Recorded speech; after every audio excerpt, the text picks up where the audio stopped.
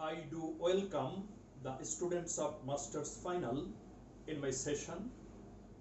It's to be mentioned here that it is a sort of online session or virtual session. Due to unavoidable reasons, it's not possible on my part to deliver in-person lecture, that is classroom-oriented lecture. Today, I would like to focus on a particular novel. It cannot be termed as a novel, it is a sort of novella titled or entitled The Old Man and the Sea, written by celebrated or renowned novelist Ernest Hemingway. Dear students, Ernest Hemingway was a Nobel laureate for literature. For this particular piece of literary work, he was awarded Nobel Prize in 1954, and this particular novella was written in the year 1952 or so. And while going through this particular novella, you will have to be very much conscious and cautious, and you will have to take a deterministic approach to grasp the content of this particular novella. Theme of isolation is a predominant theme. In this novella, you will notice the universe and an individual who is leading a sort of isolated life to some extent. It can also be regarded as a sort of psychological aloofness or psychological alienation or psychological isolation. The novella is set in a rural area of Cuba. I would like to familiarize yourselves with two characters. One is Santiago, the old fisherman, and the other is his apprentice.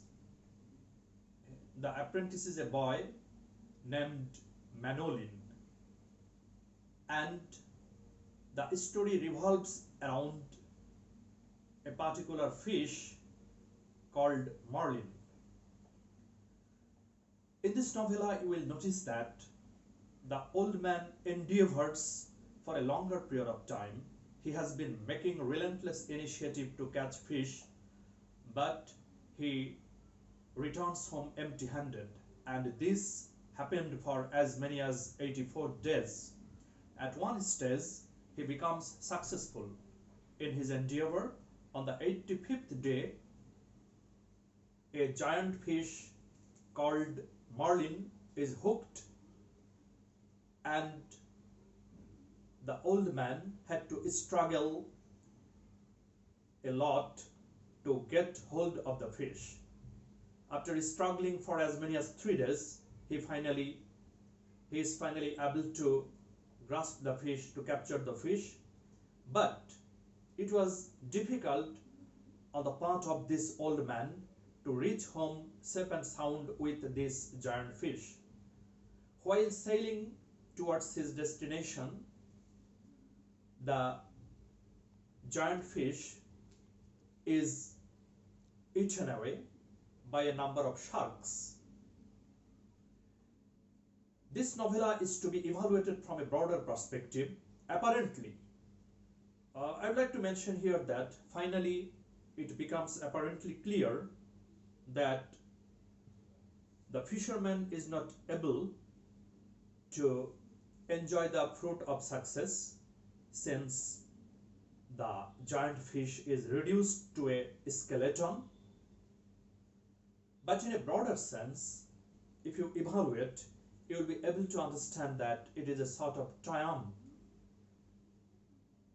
An in-depth realization regarding this matter will provide you with the fact that he was able to get hold, he was able to grasp or take the fish under his grasp, under his control, and he killed the fish with the harpoon.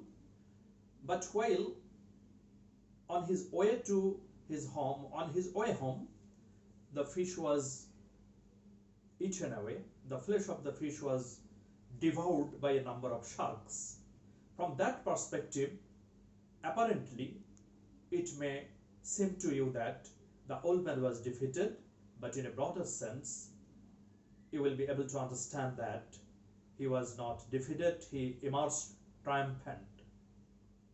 The storyline of this novella is not intricate or difficult. It has a straightforward and simple storyline, but I think that an in-depth reading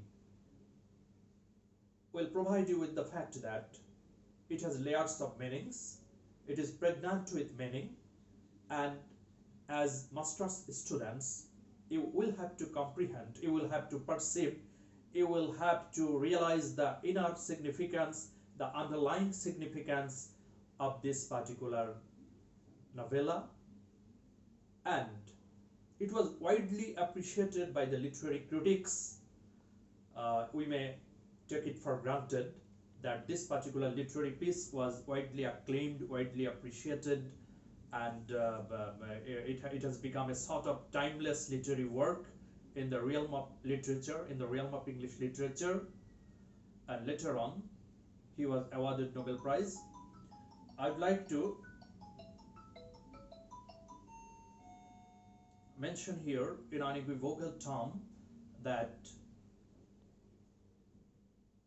the novelist composed a number of novels, and those novels also became prominent, also became renowned because of literary value and inner significance. But if you shift your focus on The Old Man and the Sea, you will notice that the old man endeavors to catch fish, and finally he is able to braving some odds, braving some disadvantageous situations, braving some challenges, he finally becomes successful in his endeavor.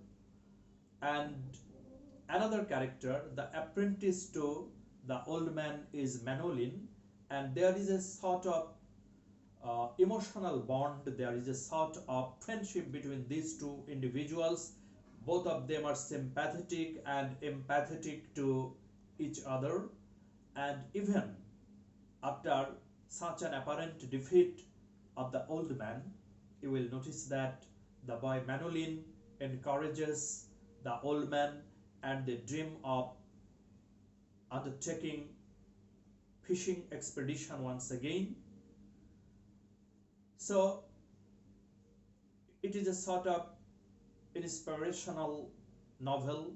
Students may derive inspiration from this novel in the sense that we should not be, as human beings, we should not be defeated.